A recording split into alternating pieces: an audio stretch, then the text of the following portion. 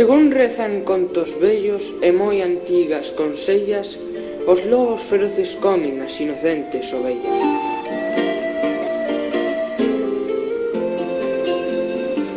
Cando as ovellas están en calquer monte ou pasteiro, pódense ollar sorprendidas polo lobo carniceiro.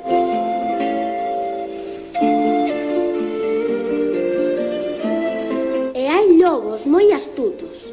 Para acabar cun rebaño, métense entre as ovellas disfrazados de pel de año.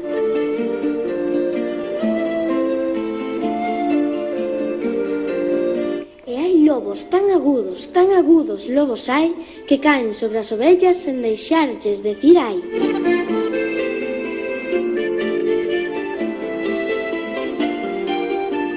Pero nestes tempos de agora xa hai un invento novo.